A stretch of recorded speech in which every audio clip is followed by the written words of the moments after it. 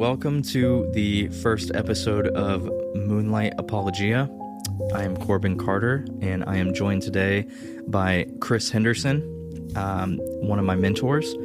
He has taught me a lot in apologetics, and I just wanted to pick his brain from the lens of who I used to be, so agnostic. And I just wanted to see what we could come up with to prove God's existence in the best way possible, beyond a reasonable doubt. So, Hindi, you want to introduce yourself? My name is Chris. I pretend to think and talk. Yeah, Chris is a really good friend of mine. We do a lot of different things together, I feel like, but this is one of those things. So, Chris, let's come at this in the framing of an agnostic. So let's say that I think that there's something out there. I don't know what it is. I kind of see signs of intelligent design, something like this, but I don't know if that thing is polytheistic, monotheistic, etc. How would you frame to the agnostic let's tackle monotheistic first, because then we know that we're dealing with one being. Okay, so we're not talking to somebody who doesn't believe that God exists, like actively says no God. Yeah, we're not talking to an atheist. We're talking to somebody who is kind of on the fence. They may think that God exists. They don't know. They might know. Someone like that. Gotcha. Yeah, so the first thing I like to do is I like to define precisely kind of what we're talking about. So, for instance, what you're talking about would be someone that I would consider to be kind of the term that I apply to it would be weak agnostic. And yeah. I don't mean that in a cut at all. I just mean if you say I'm an agnostic, literally that means that you're an ignoramus. In other words, you cannot possibly know if there is a God or if there is not a God. A little bit more of a Hume kind of approach. Okay. Which is not what most agnostics would say. So if you're a strong agnostic, then you're adamant. Nothing you say or do can ever demonstrate the existence or non-existence of a God. Mm-hmm. Therefore, the question is not worth asking. Whereas weak agnosticism, again, as I would define it, and a lot of scholars would define it that way too, would be, I don't know. Maybe there is, maybe there isn't. I could see things that could theoretically point towards God, but I don't actually know how to interpret it. So I'm just a big question mark. Yeah. Looking for reasons and answers either way. Gotcha. Okay.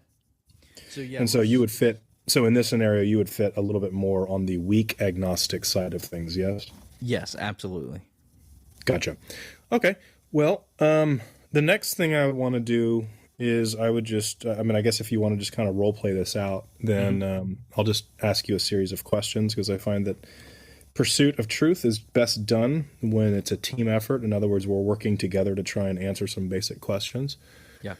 And so what I would ask to start with in this situation would be, so what do you accept as truth? What do you accept as valid data regarding anything? I would say that what I accept as truth would be beyond a... I would have to have a good amount of evidence, more evidence pointing towards the latter than the further. So I would... Maybe I should clarify the question. Okay, I mean, data itself, when you collect data and say, oh, that's evidence for or against, what would qualify as data that would be able to even be used in the first place?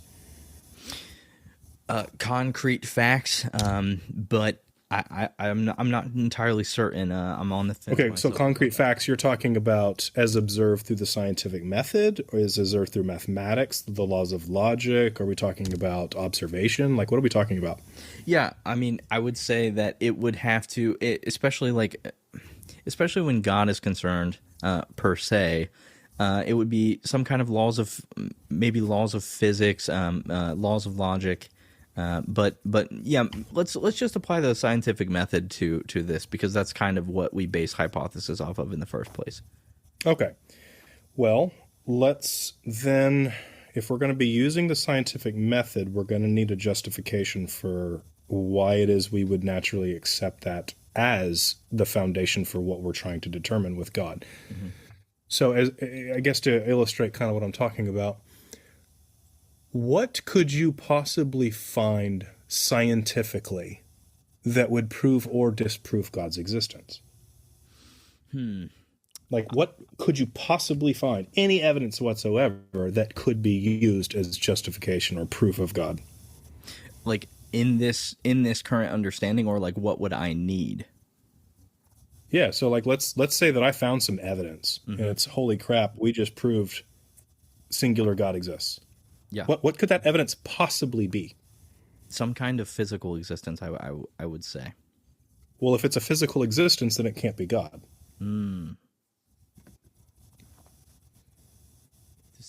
Right? Yeah. I mean, if we are talking about a monotheism, you're talking about something that is greater than physical universe. Therefore, anything you find physically is not going to, if it's confined to physicality itself, it cannot possibly be the omnipotent being. Wouldn't it be?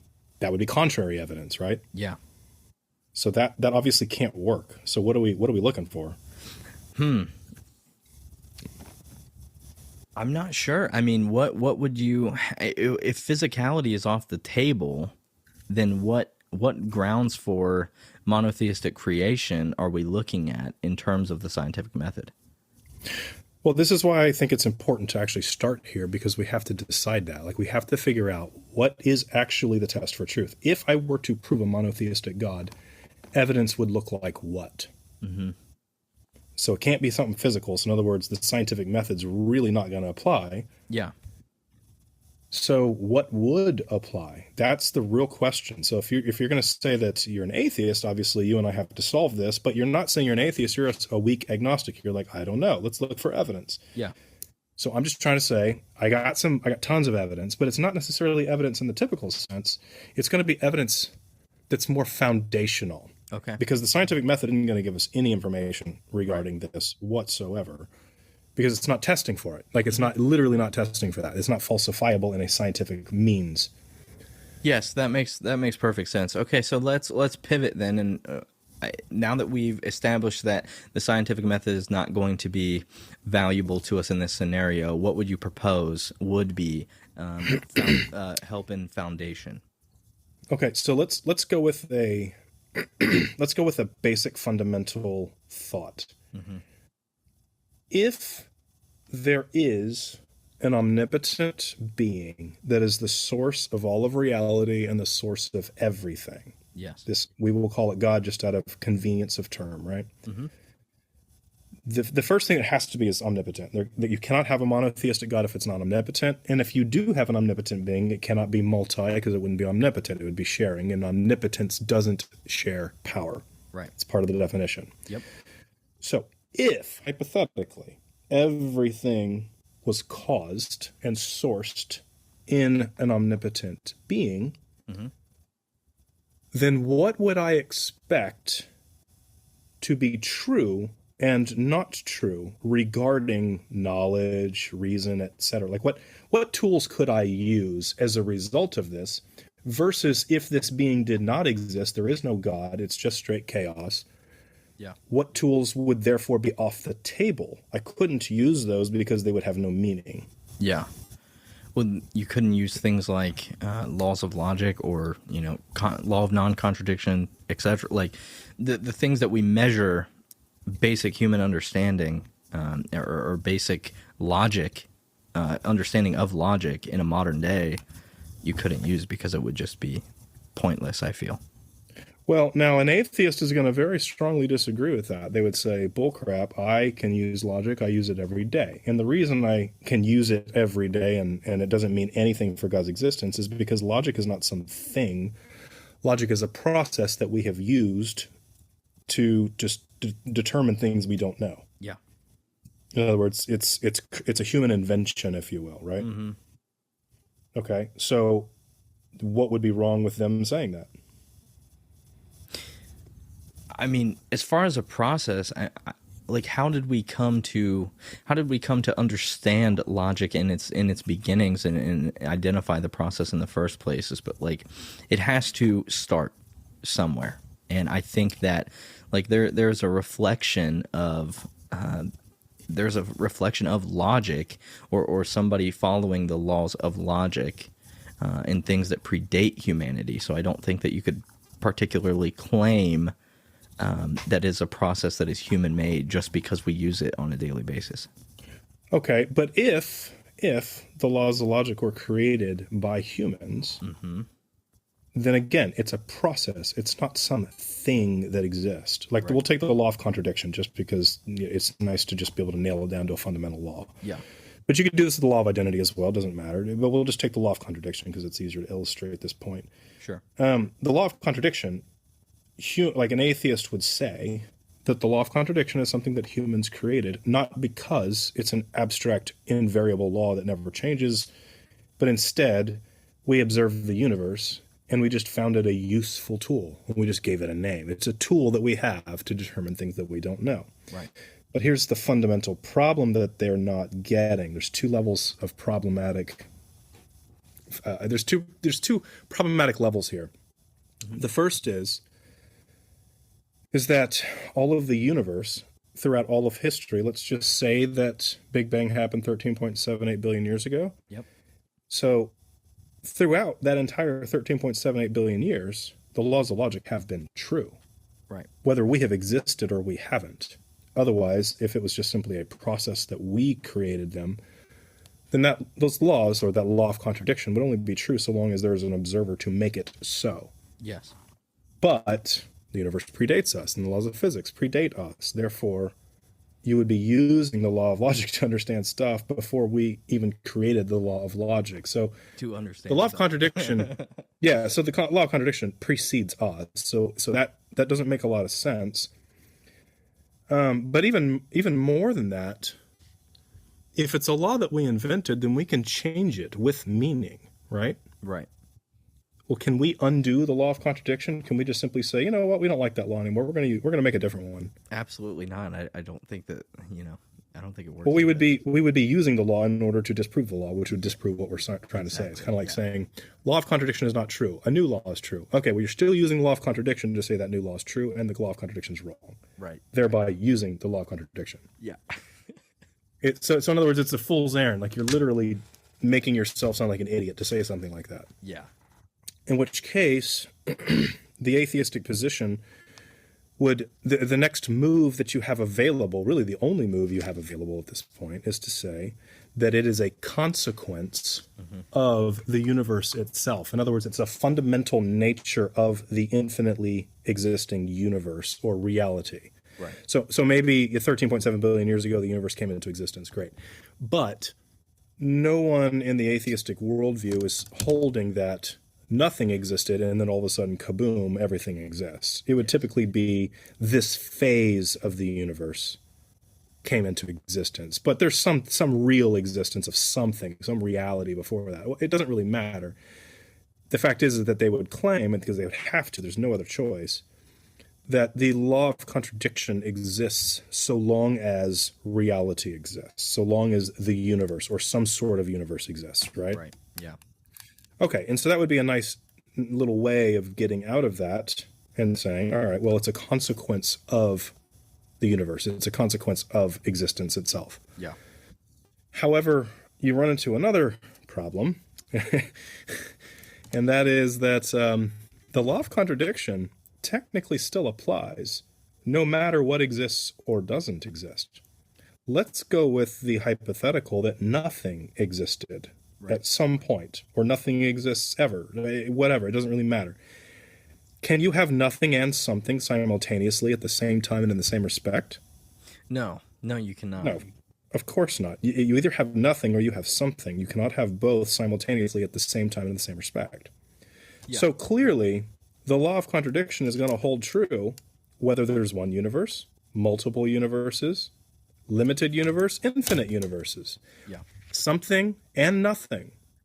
It doesn't matter. You are still having to have the law of contradiction be true at a fundamental way. in order for anything and nothing. Like, you can't even get away from it if you say nothing exists, because you still have it. You're still making a law of contradiction based statement. Yeah. You're making a claim, and it's based off of the law of contradiction itself. So exactly. And here's what's really fun. The laws of science are predicated on the law of contradiction and other laws of logic actually being fundamentally true at the base layer of all things.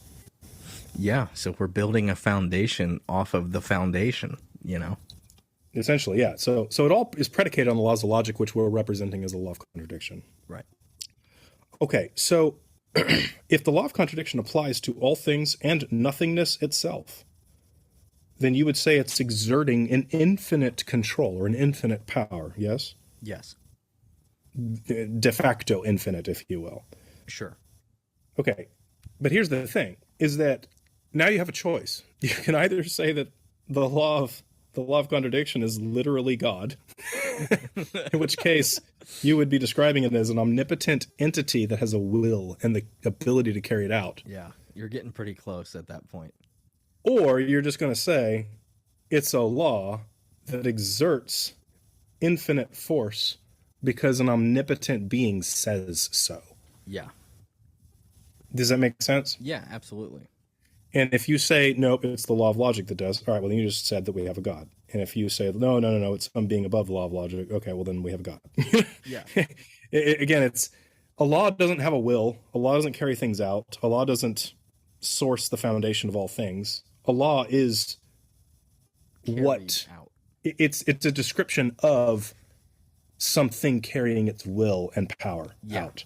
Yeah. Does that make sense? Yeah, absolutely. So at that point, I think it's pretty safe to say that we have logically demonstrated the necessity of an omnipotent being. And the reason, again, I go back to you can't say beings. Yeah. And the reason you can't is because omnipotence doesn't share by definition. Mm-hmm. So if it is either omnipotent or it is limited. And if it is limited, it cannot make the law of contradiction exert all power up or all encompassing rules, if you will, right, that all of reality and non-reality itself would have to follow. Yeah. So you can't say polytheism. That doesn't make any sense. You're stuck with omnipotent monotheism. Yep.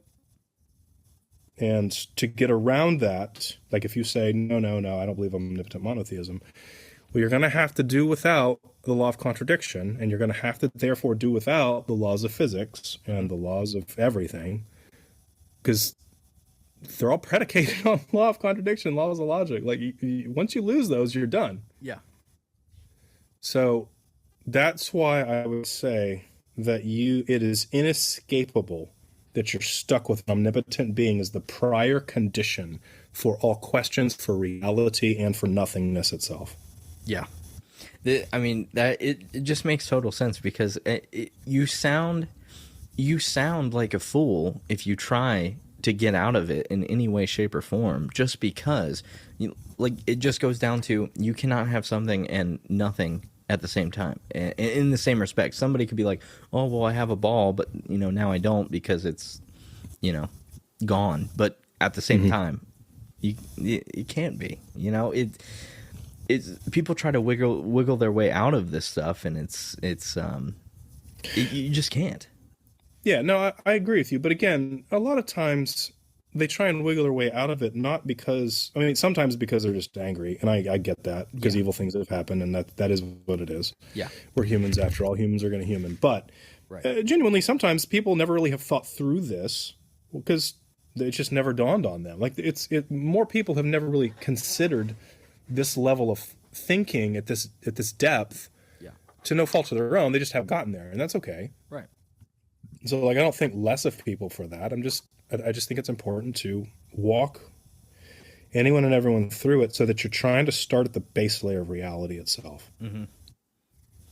Because then everything just kind of falls into place. I think that I think that knowledge in and of itself is based off of some sort of curiosity factor, and I think obviously it's a double-edged sword in that regard, because it can get you in trouble, but also you can learn a lot, and going as deep as you and I have over these past few years regarding Scripture, regarding Christ, applying the laws of contradiction, applying, scientific method to other things in life. It's definitely I feel as though it is ingrained in you in some aspects. I don't think that you have to have it engraved in you to be able to think in these ways. But people just don't do it. Either that, or it's like a time sink thing where people think it would, they don't think that they have the valuable time to sit down and ponder on these things. But yeah, so... Well, sort of. Keep in mind, it's not like Christians have really done themselves any favors, or just monotheists in general. Yeah. They've done a pretty crappy job, like when they say, well, you got to have faith. And I'm like, faith in what exactly? Because what I just went through is a fundamental, like, inescapable logical equation. Right. There's no faith involved in this whatsoever. Heck, you don't even... It was kind of loaded when I was asking you about what you accept as true and not true and all that other kind of stuff. And the reason is because you don't have to trust your eyes. You don't have to trust science. Mm-hmm. You don't have to trust experts. You don't have to trust anything. Because even if you were blind, couldn't hear, whatever else, you still have to fundamentally come back down to the law of contradiction. Right. The law of contradiction is fundamental to all things, to even nothingness. Yeah. So like this isn't relying upon, well, how do I know if I can trust what I see? Like there is no empirical test for this. This is fundamental. It's an axiom-based question. Yeah. And that's what I love about it. This is why I would say accepting that an omnipotent singular being exists is not a matter of faith. It has nothing to do with faith unless you do it poorly. Right. It has everything to do with logical necessity. Yeah. Yeah, absolutely. And I mean, for the weak atheist, I would say that is, kryptonite, or the weak agnostic, because I would say it's kryptonite to everyone. Yeah, for sure. But you're I don't know. Even if you, I think everybody is searching for evidence, and this is the most appropriate way to present them with logical evidence. I very few and far between find someone doubting that is doubting in a pure faith-based way, if that makes sense. Like, it's always you basing evidence off of what, law of contradiction, like using the scientific method to get a hypothesis, proving the hypothesis true. Well, I don't feel as though I can prove this hypothesis to be true, so it turns into X, Y, or Z.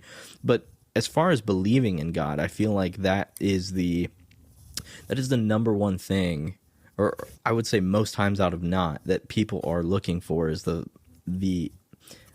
truth in regards to, like, how can I prove it to myself? What they're looking for is some sort of a miraculous something to take place that they would accept as evidence. Yeah. And here's the problem with that. It is completely unfounded because it denies the base layer of reality itself. Yeah. You cannot. This is where I would largely agree with Hume. No evidence that science will ever present should in any way provide proof or disproof for God's existence. Right. You're talking about the wrong thing. Yeah.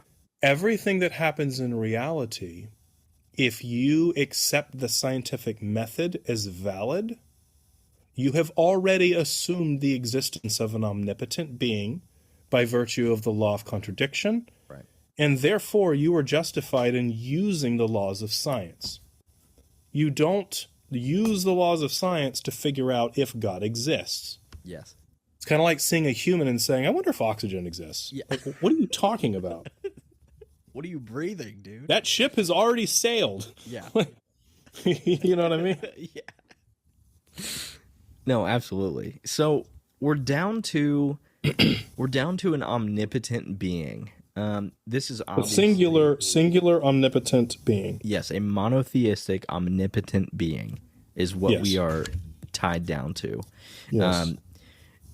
Now we can touch on it a little bit, but obviously you touched on it earlier of like, people are angry, evil things happen. Obviously, later we will tackle the problem of suffering and all this in a later episode. But let's kind of focus on, now that we've established a monotheistic, omnipotent being, how would I traverse the Judaism, Islam, and Christianity iceberg now? How would I break that ice?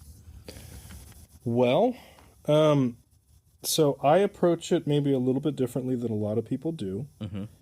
I only am semi-curious about the historicity of each. Judaism and Christianity will share a lot of their historical backing. Right. So like a Christian will say, yep, everything the Jews say we agree with, but more. Yeah. The Jews would be like, no, we don't really go past, we don't really go into the Second Temple Judaism and beyond per se. Right. As far as how the Christians see it necessarily. Like they would see Jesus as just another usurper or false prophet, if you will. Right, right. And then Islam is at least on the face of it a little bit easier to kind of discredit. Now, I'm not saying that this is why I per se discredit it, but it's at least a little bit of a starting point.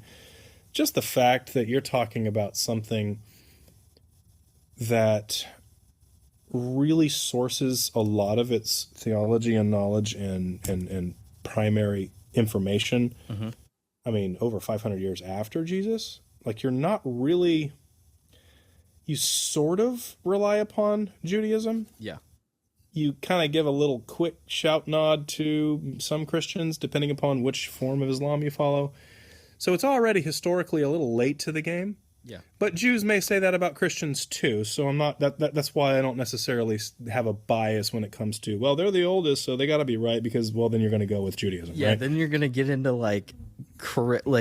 going into well, Jesus figures, but that predate Christianity, XYZ. It's a whole can of worms. Yeah, and if you're supporting Islam, you could easily say something along the lines of, yeah, well, why did Muhammad have to come along and get the full revelation of God? Well, because the Jews and the Christians kept screwing it up, so we had to get it right. Yeah. It's very easy to show that historical timeline bias, as I would call it, may or may not be a solid footing for either or any of the groups, if you will. Right. So the way that I actually want to answer the question is, again, it's the same concept of what we were doing before. I want to go to fundamental axioms, fundamental necessities based upon the existence of an omnipotent being, since we're stuck there. Yeah, we are stuck there right now. Yeah. I want to know what would be the base layer characteristics that we would expect logically if there is an omnipotent being that is the source of all things. Right.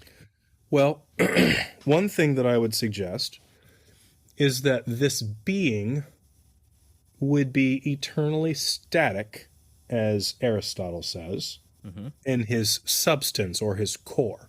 Yeah. Now, Christians will immediately recognize that I'm using that word substance on purpose, and they're going to say, oh, yeah, he's throwing the game in the beginning and whatever. But I think it's a good word to use as a separation between eternal outside of time God, and if this being also wished to work through time eternally. Right. I think that what we need to do is we need to look at Aristotle. We need to understand even more than just kind of what Aristotle was getting at. I think that when you're talking about an omnipotent being that is the source for all things, what you really need to understand is that this would be a timeless, static, eternal being that is omnipotent. Right. But clearly has also created all space and time, which means dynamic. So an eternally static being created a dynamic, right? And in which case, you're going to have to understand this being in a paradoxical way. Right. You're going to have to understand that this would, by definition, be eternally static and also eternally dynamic. Right. So in space and time, out of space and time, simultaneously, one substance and also in space and time. Which The whole means you have to, contradiction again. yeah, you have to be speaking out of, in some ways, both sides of your mouth, Right. which no problem for omnipotence, but that is what you're going to have to do. If this omnipotent being exists and created all things static and dynamic, well, then he has to exist both statically and dynamically. Right. Now, how does it happen? I don't know. That's an omnipotent thing that's going to have to do his thing. I have no idea how it works out. I don't really care. I'm just saying there's a logical necessity Yeah. that is required, like flat out required. Well, omnipotence is paradoxical in nature, I feel so. I actually think it's not. Really? I think omnipotence is 100% easy. Okay. Well, shoot. Okay, able to do anything. Okay. Hard stop. Yes. See how easy that was? Yeah. Yeah. I mean, I'm just saying it operates outside of the bounds. It can operate. Omnipotence can operate outside of the bounds of the law of contradiction. Well, the law of contradiction exists simply because an Because- omnipotent being says so. Correct. Correct. Yeah. Right. So if it omnipotent being predates. said law of contradiction doesn't exist, well, then it doesn't exist. Like Right. it doesn't really matter. Yeah. A lot of times Christians really screw themselves up because they'll say things like God can only do things that are logically necessary, are able to be done. I'm like, no. But what's the point of saying that? Do you mean omnipotence or do you not? Yeah. Like, don't be a coward. Own it. Yeah. Right. So anyway, all that to be said, if all things static and dynamic are sourced and eternally sustained by this entity must be described as eternally static and dynamic and all powerful. Yeah. Okay, so look back at the religions. Which of the three main monotheistic religions are going to be speaking out of both sides of their mouths? You could make the argument that Judaism kind of does. Right. Like, I am that I am. Sometimes you'll understand that as that kind of an eternal static sort of representation, but also God talks and he says, I can only show you my backside, Moses. So Right. there's an element of a dynamic happening with this being, right? Yeah. Absolutely. But it's really not fleshed out, though. That's the thing, is that it never really goes into the static per se. It's more dynamic than anything else. Yeah, because we're seeing like a manifestation via like tangible object in reality, like a God's voice through the bush, his back being turned, like in him, Moses seeing a light. Yeah, I mean, we're not really seeing static. You're correct. No, you are. Yeah, okay. All right, sorry, I said that yeah. backwards. Yeah, you're right. You were not really seeing static. We're seeing dynamic primarily. Correct. It's not like the static can't be there in some way if you look for it. Yeah. But it just doesn't seem to be well represented as much as I would expect. Right. In Islam, you have kind of the same problem. You really don't. You just have this kind of singular dynamic, if you will. And yeah, okay, that's fine and all, but the problem is that I'm not really speaking as much out of both sides of my mouth. Mm-hmm. Well, go to Christianity, and one of the biggest things that Christianity has struggled with through the last 2 centuries is this whole concept of 3 persons, 1 substance. Right. 1 static, eternal substance, but 3 persons, co-equal persons, God the Father, the Son, and the Holy Spirit. Yeah. That screams pure static eternal, expressed and existing in space and time as 3 dynamic. Right. That is the only one that overtly emphasizes and clings to static and dynamic simultaneously with no preference to either. So which part of that would you say clings to staticism? The static? Yes. Eternal substance. Okay. Representation being which head of the trihead? Yeah, 3 co-equal that are 1. So in other words, the Jews tried to call them monotheist, or tried to say that they weren't monotheists. They believed in 3 gods. Yeah. And the Christians would say, no, it's 1 God. And everybody else is just like, what are you freaking talking about, dude? Yeah. Like, you got this God Jesus, this God the Father, and this God the Spirit. Yeah, that's true. Well, then you're tritheist. You're you're not a mono. No. It's one substance. It's one and it got him into a lot of trouble, rightfully so, because it's utterly confusing. It's befuddling, right? Yeah, there's whole denominations that disagree with you and agree with you. So I think you're not talking about proper denominations. So, like in the Christian world, if you don't accept, if you don't accept the Trinity, yeah, like if you don't accept the doctrine of the Trinity specifically as it's, laid out in the Niceno-Constantinopolitan Creed, then technically you're a cult. You're not in the Christian faith per se. yeah, yeah. And that can be debated here and there, but at the end of the day, it's kind of a hard stop sort of thing. Well, I would agree with you. I was just, playing devil's advocate in the Sure. like, all the different Protestant denominations, or even, some Orthodoxy sects or Catholic sects. Well, they can't be Orthodox proper, not Orthodox, not Orthodox Christian, like Greek Orthodox or Russian Orthodox. Right. You cannot be Orthodox if you do not accept the Niceno-Constantinopolitan Creed. If you do not believe in the deity and humanity of Christ, if you do not believe in the Trinity, then technically you are in cult territory. You are not in Christian territory. Yeah, agreed. So anyway, but that again proves my point here that Christians are just a different folk. Like it's a different type of thing. Yeah. They went through years of trying to sort this out just because it sounded like just straight up psychosis to everybody else. And they're like, look, dude, I don't know what else to tell you. That's what's been revealed to us. So yeah, we know it sounds insane, and that's all we got. Yeah.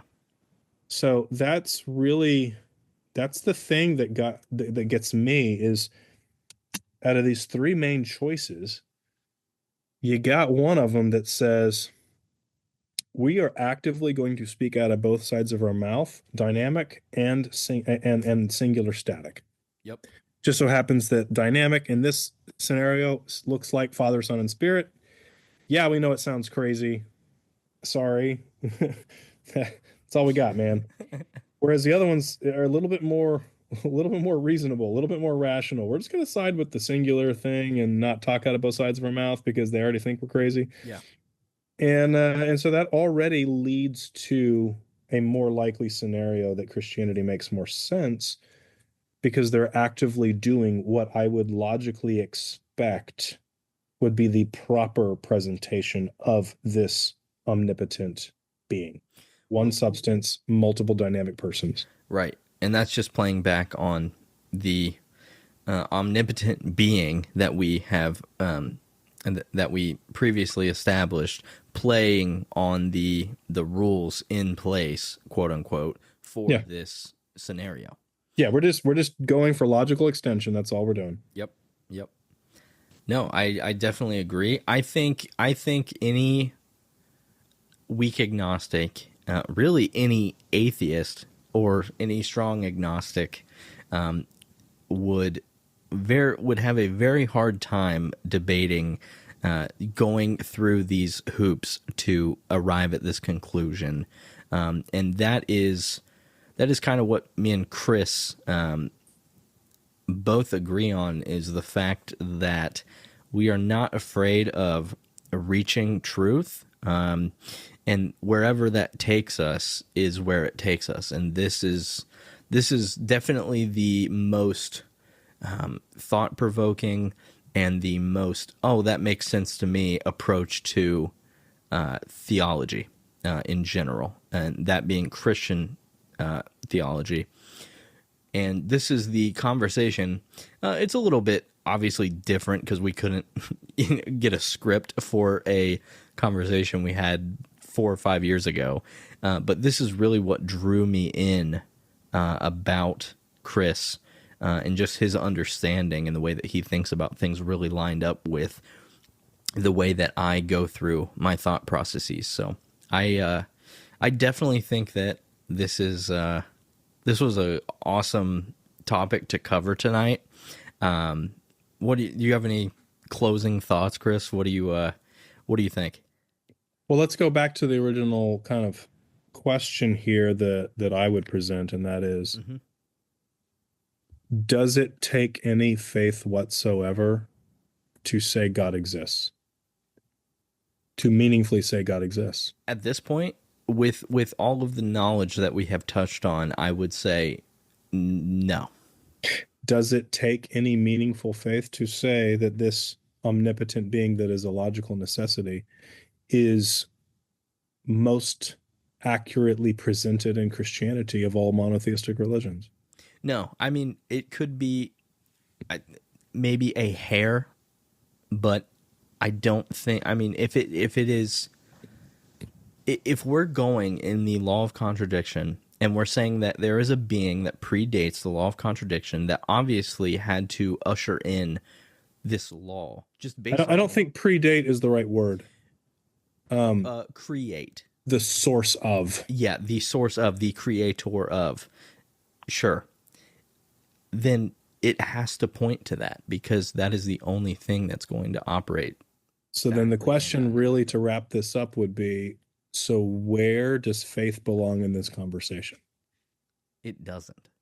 Well, no, I think it does. So for instance, you can believe in this Christian faith or belief or whatever else. Yeah. You can believe in this Christian worldview and still have very little hope for you because maybe you just don't see it. Maybe, yeah, I logically see it, but I don't know. I don't know if I really believe him. I don't believe that he cares about anything or whatever. Like I think it's overstated in the Bible. It seems like in some way, as weird as this sounds, hope, trust, like that's founded in the okay, I arrived at the doorstep. Am I gonna say, all right, I surrender, I'm gonna take it, like I'm gonna follow? Yeah. Because maybe you believe in this omnipotent being and you just hate everything he stands for. Yeah. It's almost like faith that he actually gives a crap. Yeah. That's where I think faith starts to arrive. Right. Yeah. Yeah. I think it's built off of the foundation of understanding of like the topics that we covered per se do not require faith, but I'm saying like to arrive at the conclusion, to arrive at the conclusion of getting like we established the foundation, but now that we're getting into okay, does he care about me? What how can I receive? How can I see him act in my life? These sort of things. These are more placated on faith itself, I believe. Yeah, it's almost infuriating sometimes Mm-hmm. when you've made the logical understanding of his existence and like it's because sometimes bad stuff happens and I know we'll get into this in a different night, but Right, right. bad stuff happens and sometimes you really just want to ask the question to yourself, is he even real? Am I just following something stupid? Yeah, And you want to absolutely. ask it, but deep down you're just like, I can't even ask that question because I'm such an idiot. I already know better than that. I think what it boils down to is I'm just kind of angry, Yeah, you're just emotionally driven. which is not a bad thing necessarily because we're human. Yeah. But in some ways, walking through this can be infuriating because you realize you can't even question his existence. Dang it, this Yeah, you can't sucks. escape it logically. So It's so frustrating, you know? it's more of like you just logically you can't escape it. Like what you were saying, it's definitely infuriating, and you have to ask yourself. I was mainly illustrating the point of you have to ask yourself, is this emotionally driven or am I actually thinking rationally about that? And that's a Yeah. different And conversation. having it emotionally driven, the thing I want to nail home is that that doesn't require you to feel bad. Like that's a totally human thing to do. Yeah. And I don't mean that in a bad way. It's not like God sitting here going, God, what's wrong with you? Yeah. He made you human. He made you emotional, logical, and some convoluted mess of a thing. Yeah. It's not like that scares him. It's not like he's worried about it. Right. You're going to grow into it. I'm going to grow into it. It's a process. Basically, life in some ways you might think of as training you to be a valuable and contributing member to the kingdom of God. Yeah. Because as of right now, a world of love your neighbor as yourself is not a world that we naturally just fit in or exist in. Yeah, It absolutely. takes a lot of work. It does. And thank God he has patience with us because, man. Thank God, dude. I think that's a whole different thing. But wading through the emotion and logic and just the amalgamation of our existence as a human is easier and harder in some ways, just understanding this information, I feel. Mm-hmm. Well, ladies and gentlemen, I hope that you got a lot out of this episode. I have been Korbin Carter with Moonlight Apologia and my guest, Chris Henderson. You can catch us doing some more episodes. We're going to cover some really cool things coming up. And yeah, you'll have to stay tuned for that. But I hope that you enjoyed it. Chris, thank you so much for being here. And I really appreciate your time, buddy. Yeah, it's my pleasure. All right. Thanks.